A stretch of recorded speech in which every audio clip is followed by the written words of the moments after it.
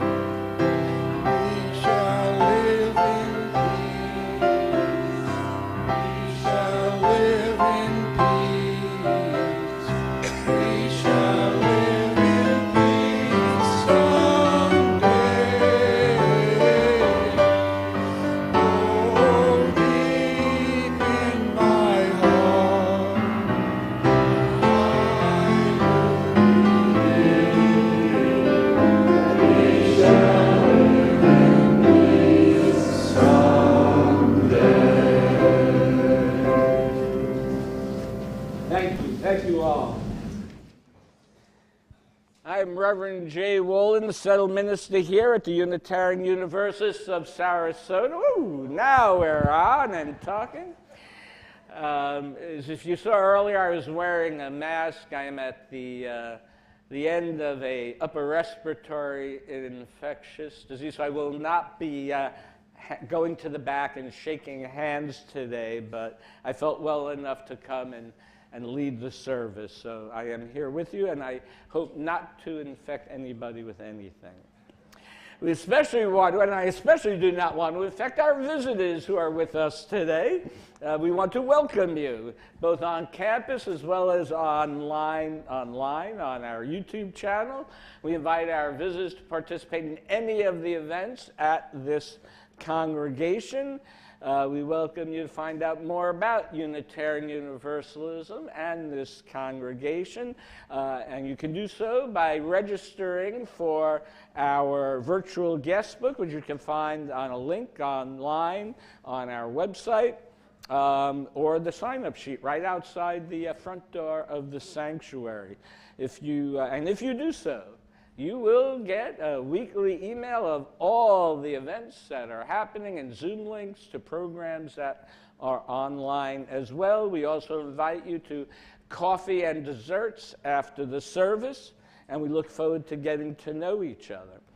A couple of announcements today. The first is there is a new member sign up. So if you've been wanting to join, so about 10 minutes after the service, I personally invite you to come into my office. It's in the Lexau wing, the building right opposite the sanctuary, that way, and come into my office, and you'll meet board membership. We'll do a little signing ritual, get to know each other, and you will then formally be a member. And now we have one other message, I think, from the Democracy Action Team. Aubrey.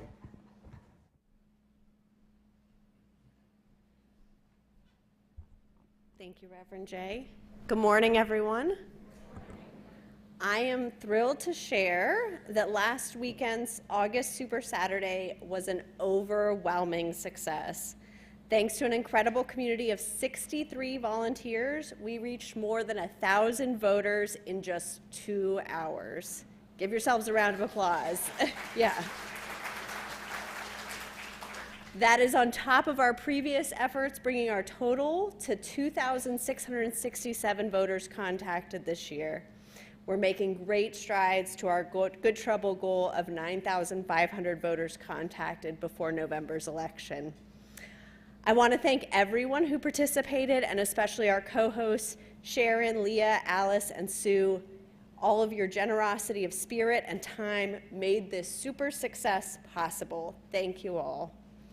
Every action we take, whether it's knocking on doors, making phone calls, or sending postcards, brings our UU values to life, empowering our neighbors with the information and tools they need to fully participate in our democracy this November. With the November election just 2 months away, we have several crucial events coming up. First, a quick announcement you may have seen on the website that we're postcarding after service.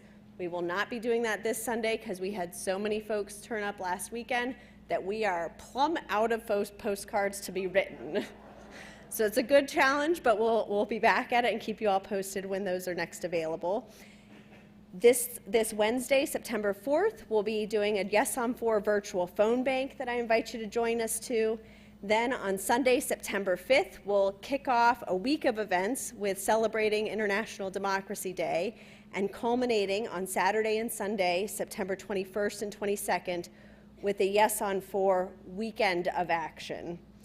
That will feature a youth program, childcare options, and virtual participation opportunities to ensure that everyone can get involved, even our friends who are still up north for the summer. Don't miss this chance to make a real difference in our community. Your participation matters. Let's work together to strengthen our democracy. Check out the contact newsletter that Reverend Jay mentioned and uusrq.org for signups and details for all of these events. Every action we take ripples out, transforming our community and our world. Whether you're making calls, knocking on doors, writing to voters, or helping host events, every one of you is vital to this movement. Thank you for putting our values into action. Together, we're not just envisioning a better world, we're creating it.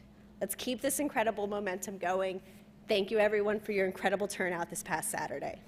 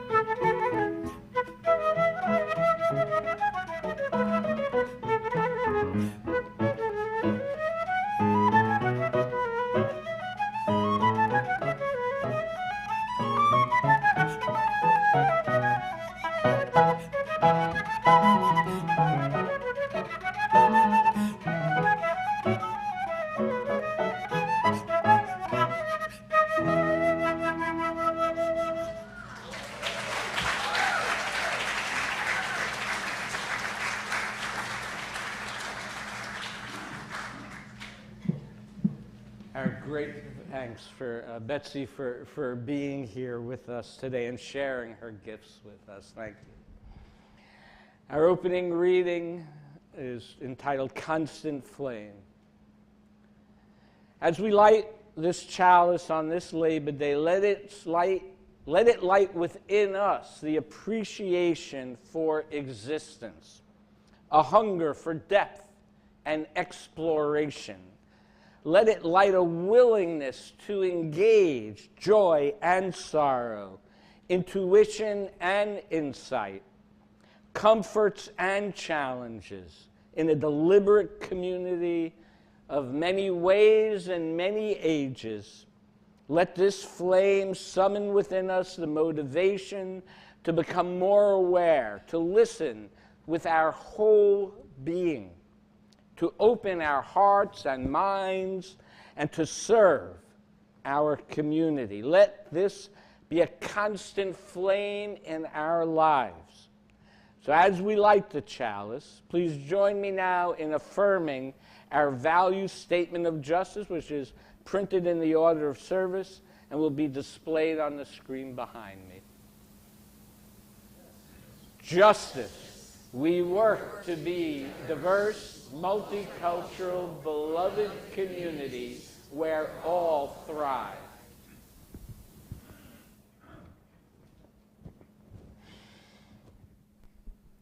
Good morning, everyone. So today's story is Underdogs Unite by a little-known author, Catherine Bonner. Hi, I'm Hugo the Underdog.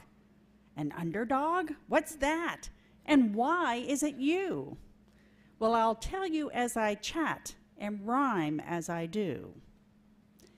Well, an underdog is when it's unlikely for you to be the best or make it as first.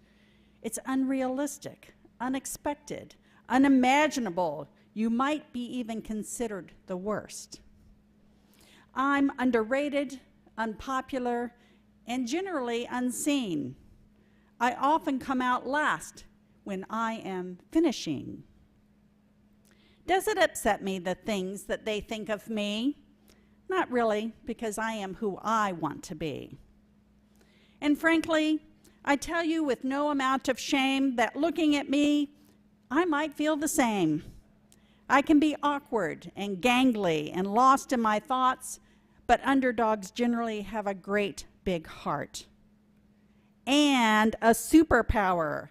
Unleash unpredictability. Unbelievable game, my friend. You blew us all away. Yay, I think inside, but turn to them and say, we played a great game. You have a wonderful day.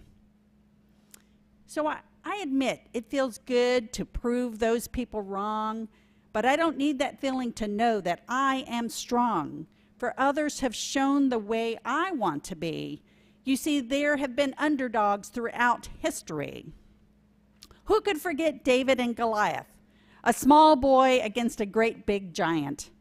Goliath, a bully, appeared so strong, but David had faith and had practice with his arm. Our forefathers started a revolutionary war to win their freedom against Great Britain. They created a democracy and gave hope to others not of nobility. Harriet Tubman, standing only at 5 foot tall, did not let that stop her from hearing her people's call. She led over 300 from slavery again and again, using her wit and her grit. Abraham Lincoln rose from humble beginnings with self-education to become one of the best presidents of our nation. Mother Jones, an Irish immigrant, defied the odds to fight for children and workers' rights. They dubbed her the most dangerous woman in America because they finally understood she was that good. And Clara Limlik, a young Jewish Ukrainian immigrant in 1910, led 20,000 women to begin a strike against unsafe working conditions that were dire, as proven by the Triangle Shirtwaist Fire the next year, which led to sweeping change in workplace safety regulations. There are so many underdogs today and long ago, most of them forgotten, and some of them we know. In sports, becoming leaders, in the arts, or just in living, unleashing unpredictability to achieve their ability. So, if you're an underdog, the world may underestimate, but know that you are strong enough to overcome or create or become the person the world will appreciate. So now I invite all the children and youth to come with me to the West Wing, where we will create art of affirmation. Thank you.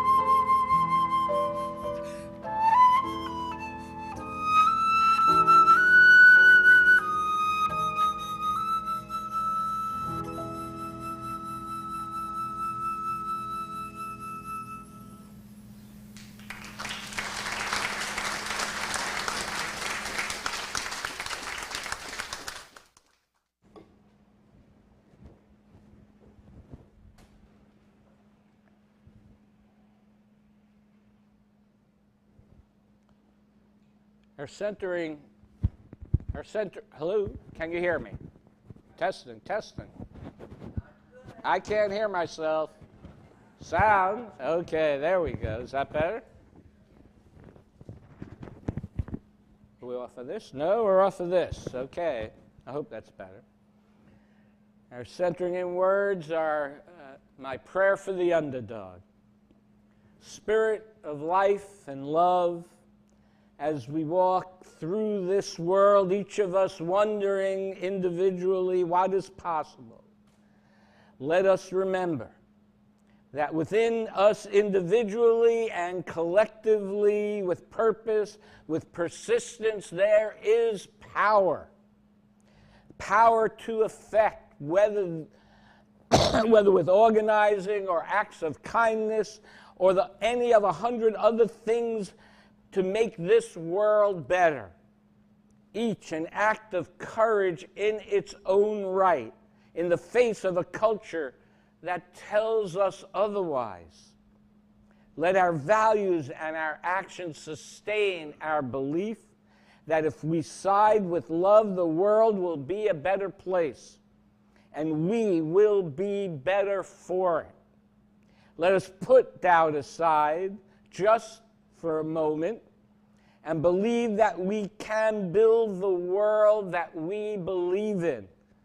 Let us be fearless and adaptable. And despite the naysayers and the should-haves, let us say loud and clear what we hope for in our hearts. Because you have to have a dream to have a dream come true. So all this we ask in your name. Amen. As we go into a time of silence, let us contemplate what it is that you dream for yourself, for your descendants, and for the Unitarian Universalists of Sarasota.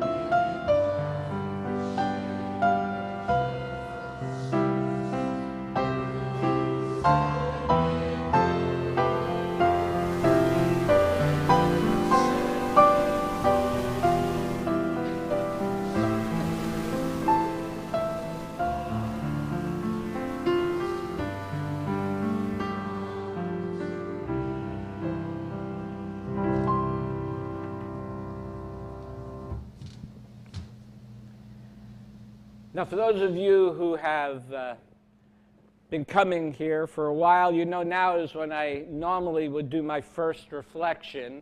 However, it's just the sermon didn't write itself this week that way, so I now invite us to think about how the spirit of life comes to us. The spirit of an organization filled up in many ways through worship, programs, justice, including the generosity of volunteers. I want to point out Aubrey, who, she talked about the 53 people who showed up, or 63, I'm sorry, I forgot already. But, that wouldn't have happened if she didn't organize that and then send in something to the newsletter to promote it. And the newsletter, the person put it out. And so it takes a real team, but it takes volunteers to make that happen. And so the spirit of this organization is also increased not only by generous volunteers, but also by your generosity, monetary generosity of all of our congregants.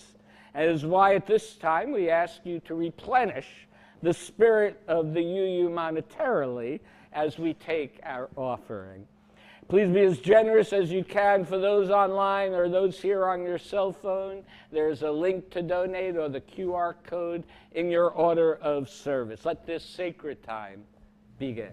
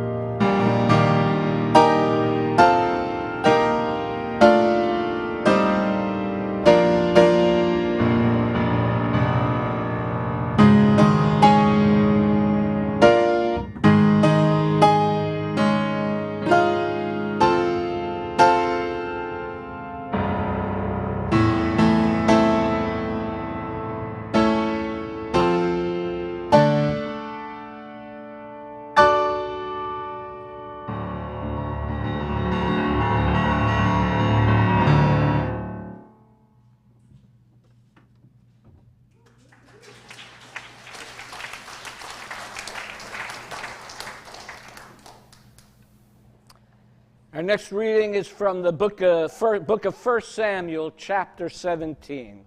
I want you to imagine the armies of the Philistines on one hill and the Israelites on the other. And it says, the great Philistine warrior Goliath stopped and called out to the ranks of Israel, why should you come out here and engage in battle? I am the Philistine champion, and you are Saul's servants. Choose one of your men, and let him come down against me. If he bests me in combat and kills me, we will become your slaves. But if I best him and kill him, you shall be our slaves and serve us. I herewith defy the ranks of Israel. Get me a man, and let's fight it out. Wearing armor, he was 6 cubits tall, almost 9 feet. No one wanted to fight him. David, the youngest son in his family, was a shepherd in the field. Originally, he not even at the battle. His father asked to take food and provisions to his oldest brothers who were there. And when he brought the provisions, he heard Goliath's challenge and said to King Saul, let no man's courage fail him. Your servant will go and fight that Philistine. But King Saul said, you cannot go to that Philistine and fight him. You, only a boy, and he has been a warrior from his youth. David replied to Saul, your servant has been tending his father's sheep. And if a lion or a bear came and carried off an animal from the flock, I would go after it and fight it and rescue it from its mouth. And if it attacked me, I would seize it by the beard and strike it down and kill it. King Saul clothed David in his own helmet and breastplate. David girded his sword over the garment, and then he tried to walk, but he was not used to it. David said to Saul, I cannot walk in these, for I am not used to them. So David took them off. He took his stick and picked up a few smooth stones from his pouch, put them in his pocket, sling in hand, and went toward the Philistine. And when the Philistine caught sight of David, he scorned him, for he was but a boy, ruddy and handsome. And the Philistine called out to David, "Am I a dog that you come against me with sticks?" The Philistine cursed David. "Come here, and I will give your flesh to the birds of the sky and the beasts of the field." And David replied to the Philistine, "You come against me with sword and spear and javelin, and I will kill you and cut your head off. And I will give the carcass of the Philistine camp to the birds of the sky and the beasts of the earth." And when the Philistine began to advance toward him, David quickly ran up to the battle in to face the Philistine. David put his hand in his bag, took out a stone, and slung it. And it struck the Philistine in the forehead, and the Philistine fell face down to the ground. And on that note, we will hear some more beautiful notes from our Betsy Traba.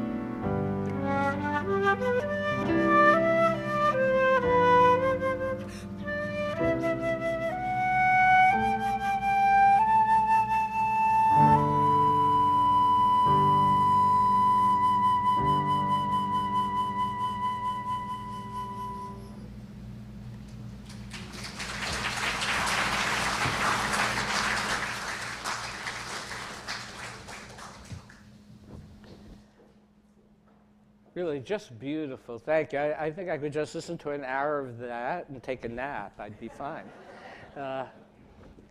So we as a society always seem to root for the underdog. We like the image of the oppressed, or one maybe who is not as at least perceived skilled, rising up to face a greater foe and overcoming them. But how does this happen? You know, I think this question about the underdog is very aptly told in the story of David and Goliath, which I know that was a big build-up, that reading. But I think we sometimes forget the lessons that this story has to teach us. First, let us remember the purpose of these stories in general, whether it's the Iliad or Odyssey or the Bible, right? These are not recorded historical facts, right? But they are created to teach lessons that the writers wanted their followers to learn from. So just like other stories in the Hebrew scriptures, hold on, let me get rid of that. So the stories of Isaac, Jacob, and Joseph, all of whom were the youngest sons. David was the youngest son of Jesse, and all received the blessings of God upon them. And there is a reason why the stories are written this way. Stories written by a people who are not as powerful will write stories about those not in power winning, right? To give those people hope. If you remember, the story said that Goliath was 6 cubits or close to 9 feet tall. Well, when the Dead Sea Scrolls were unearthed in the late 1940s, it was with some bemusement that in its version of the story, Goliath was only 4 cubits tall. And then in other versions, it's found he is 5 cubits tall. Sort of like the old fish story. It was that big. It kept getting bigger and bigger and bigger, right? And I think this shows us that, you know, we like to heighten our victories, right, and make them seem all that much more unbelievable, and us a little more heroic because of that. A little self-congratulatory fervor is okay from a public relations standpoint, as long as we don't start believing the hype ourselves. So how did David beat Goliath? I think it's an important thing to look at that. David's victory required that Goliath made assumptions about David. He saw David's physical stature and made an assumption about his ability to fight. He assumed David would follow the status quo about how to fight. Now, David, for his part, was courageous, but what made him courageous? One, he was motivated, right? He was not motivated by profit or honor, but by devotion to a higher cause. And so I asked you to think about what it is that you are devoted to. What is it that motivates you to act? What is it that motivates you to have courage, to take risks, to do things that maybe fall outside your comfort zone? And I guarantee you, you will put more energy, creativity, and thought into something that you are motivated about than anything else. Secondly, David was self-aware. He knew he did not have the strength to fight Goliath in face-to-face combat. He had to find another way to win. So often we get locked into the structures of society that tell us there's only one way to do things. Now, in this case, it was fighting armored combat to determine the winner. And for centuries in this country, I think about sometimes what are our sort of structures that we had that we have broken. You know, for centuries, women were only encouraged to go into the profession of nursing or teaching. So often society, right, they try to narrow a group of people's options. Whether it's gender, creed, race, sexual orientation, or gender identity, religious background. Even when I was growing up, there were certain companies that would not hire me because of my Jewish religion, more so in my parents' generation. But Unitarian Universalism believes in expanding what options are welcome in our community and in the society at large. In what ways do you feel that society is trying to narrow your options? We see that more recently now with some Supreme Court rulings, and is why we are fighting for Amendment 4. It's the first time that this country has taken away rights, women's reproductive justice rights. All Supreme Court cases previously have been expanding rights. This one constricts it, right? So these are ways, and we have the ability. We are not the underdogs in this fight. A majority of people believe this, but we sometimes act like underdogs, and we need to overcome that. So David was self-aware. He knew himself. He knew his abilities, his strengths, and he used them to his advantage. He tried on the armor and realized he could not win that way. What seemed like a disadvantage to everyone else actually was an advantage to David. Right? Goliath was expecting someone in armor.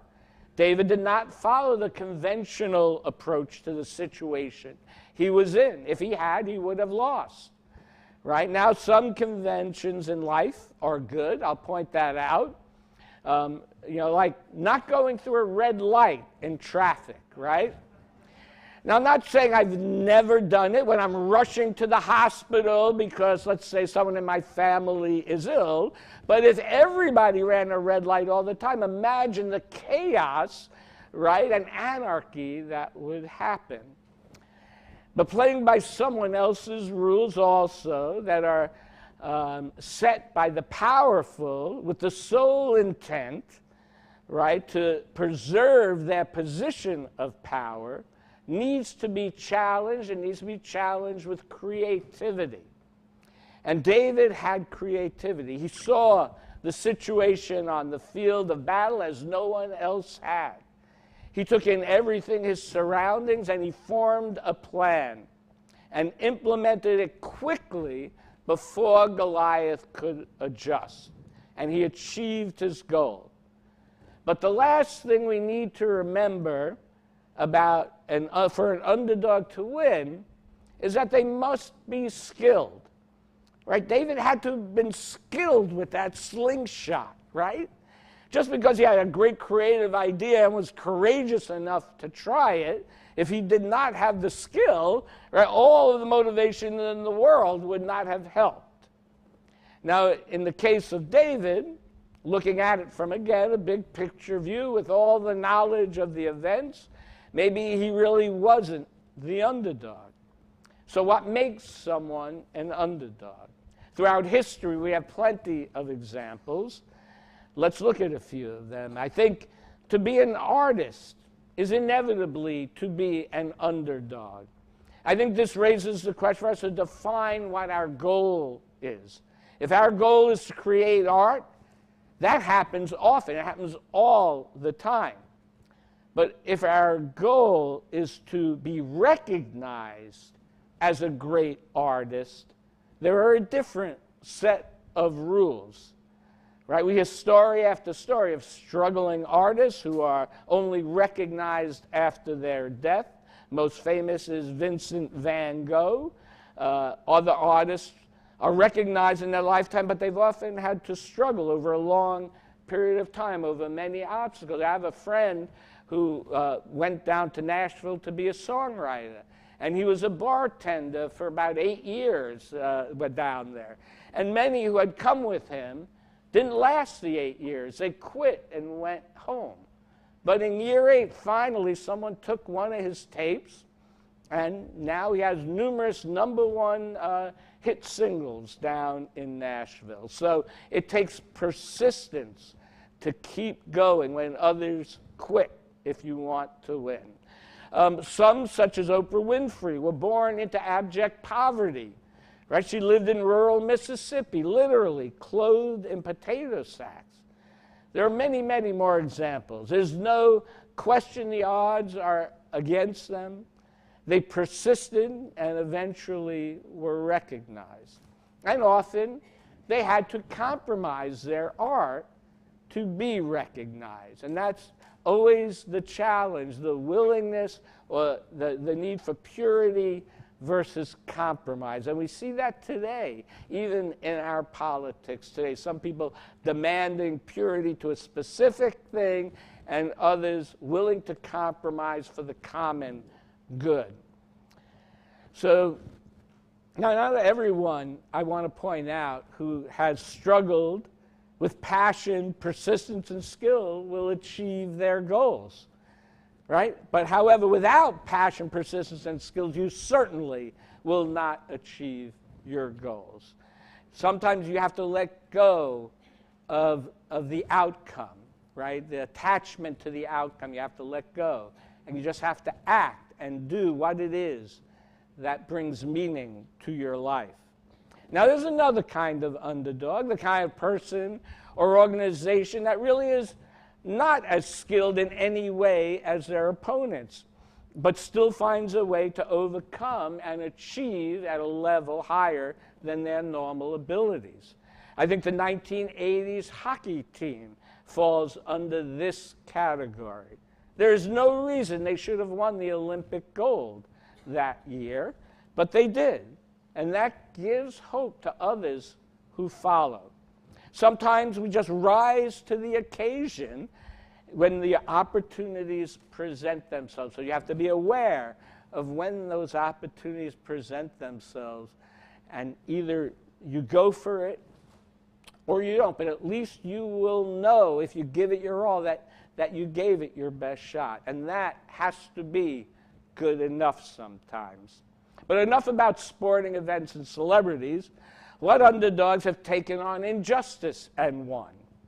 I can easily think of Mahatma Gandhi fighting for independence from Britain in India, Martin Luther King fighting for civil rights for BIPOC individuals in this country, again, BIPOC standing for Black, Indigenous, people of color. Audacious for a person to think that they can change the world, but they did. One relatively now famous consumer advocate, Erin Brockovich, made famous in a movie by Julia Roberts, both shown here. Brockovich, without any formal legal training, took on Pacific Gas and Electric and won $333 million settlement for residents in a nearby community who were contaminated with the company's pollutants. This being Labor Day, I think it's important to note one other underdog who achieved certain goals, Cesar Chavez. Born into a family that lost their farm, they became migrant workers. Later, Chavez worked for other labor unions, forming what would become the UFW, the United Farm Workers Union. Where prior efforts by unions were unsuccessful, Chavez was successful in organizing the farm workers. Some of it was just timing. Recognizing opportunities, as I said before, are an important ingredient of success. But part of what made Chavez successful was his direct connection to the people who he was trying to help. Right? He was willing to include people of color and migrant workers in his leadership team. Right? This was not just an intellectual justice action. He was actually part of the community that he wanted to help. Why we talk about it's so important to partner with people in the community that are impacted by the oppressions that we are fighting against. This also gave him, though, knowledge of the community and their needs and their skills, and gave him a better context of the big picture, just like David. He wasn't the Israelite or the Philistine general looking down from on high. He looked at this vocation not as creating an organization, but by creating a movement. similar to the civil rights movement, that would bring awareness to the plight of farm workers and harmful pesticides. And through his leadership, the union organized strikes, marches, and other nonviolent protests, including fasting. These actions did help farm workers. It helped them obtain better compensation, better working conditions. It's an inspirational story, but it is also an incomplete story. For although Chavez attained icon status in our culture, like all Davids who have won, it is hard to remain David. Right? David, the shepherd boy, became king. And although he reigned successfully, he lost his moral compass. Sometimes the same courage and confidence that allows someone to succeed in the first place can lead to hubris and moral failure. King David in the scriptures, desiring his neighbor Bathsheba, sends her husband away to the front lines of the war to be killed so he can marry this woman. Chavez as well, after a number of victories, started his personal descent and the descent of the United Farm Workers Union. Harvard professor Marshall Gans, who worked for many years with Chavez, wrote, and I quote, "Social movement organizations like the United Farm Workers are inherently unstable. Led by zealots who are poor administrators, they pursue ideological goals, interpret dissent as disloyalty, and splinter or collapse. They may influence thousands of individuals and create a cultural legacy, but rarely do they institutionalize firmly enough to survive the death of their charismatic founder," end quote. And such is what happened with the United Farm Workers.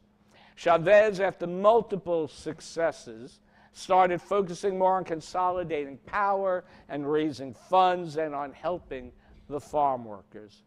Whereas early on he encouraged multiple voices and being heard, over time he started consistently purging leaders who disagreed with him. And Chavez also inexplicably became involved with a cult that impacted his management of the union, which led to its severe decline. As always, we tend to remember the successes in our history. So what can we learn from this story? Organization and infrastructure matter. Without them, it is too easy to disempower people. What I think is more important, though, is that collaboration and creative interaction matters. The United Farm Workers often worked in competition against other unions. The AFL-CIO and Teamsters often at odds with each other. Sometimes it seems that they worked as hard against each other as they did against the agriculture industry. I see that in today's society as well, in the form of competing oppressions. You know, those with similar values need to support each other, right, in the struggle to achieve justice in this world. I think it's an interesting question to consider. Who are the Goliaths and who are the Davids of today? Do we consider Unitarian Universalists underdogs? I don't know. From a religious perspective, we are most definitely the underdog. At the founding of our country in the 18th century, the Unitarian and the Universalists were highly influential and comprised a large percentage of the population, particularly in the North. However, as the country grew, we were and are no longer influential on a national scale and represent a minuscule percentage of the entire population. I think it sometimes leads us to not believe in ourselves. But I can assure you In local communities where I have been, in local communities such as Sarasota, we know we have and continue to have an impact on our community. You can just look at the last election results and see what impact that we had on that, and what our push for democracy and fairness and justice and inclusion have had. Our lack of creed should allow us to adapt more quickly to changes in society. As we see religious needs in the larger community change, we are not chained down by dogma, and we can provide that safe and open environment for religious and spiritual exploration. But we have to be committed. The foundation of any organization is the commitment of its members. And I believe the opportunity to transform lives and transform the world is before us. With collaboration and strategy and creativity, we have to believe in ourselves, and we have to believe that Unitarian Universalism has an important, powerful, life-changing message for the world. I remember, we're not going to show the video, but if you've ever watched Kung Fu Panda, he works forever and ever to attain the Dragon Scroll, right? When he opens it, it's just a reflection of himself. And it took him a while to realize it, that there is no secret message. There is no secret ingredient, my friends. You are the ingredient that makes up this congregation. Like David, I encourage us to know ourselves.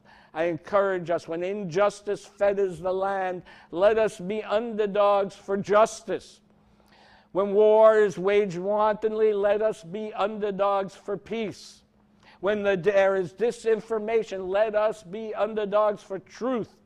When heartlessness is unleashed towards anyone, let us be underdogs for love. I encourage you, my friends, despite the anxiety that is inevitable with taking courageous actions, that by working together with compassion, that I witness day in and day out here, we can create the beloved community. What stories will they write about us someday? Let us make it a good one. May it be so. Please rise in body and our spirit for our closing hymn, For All That Is Our Lives.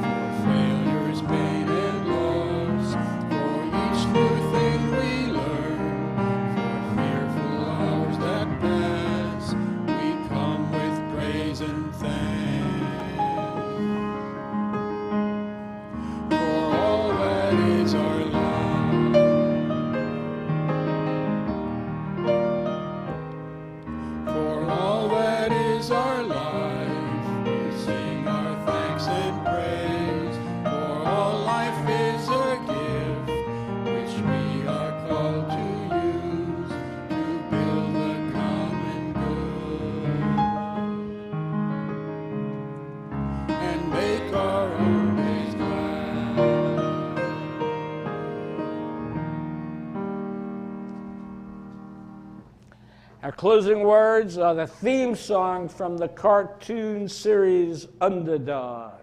And Don is going to help.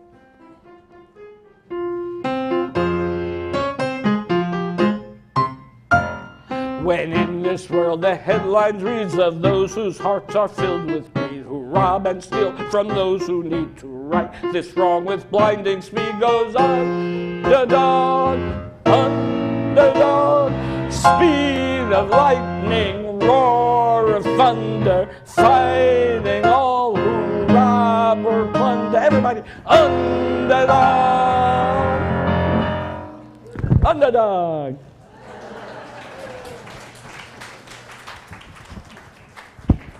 Please join me now in extinguishing our chalice. We extinguish this flame, but not the light of truth, the warmth of community, or the fire of commitment.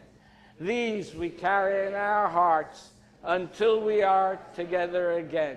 Thank you all for your presence here. Go forth, be merry, do good works, and if you want to join, don't forget, in my office in 10 minutes. Thank you. Thank you.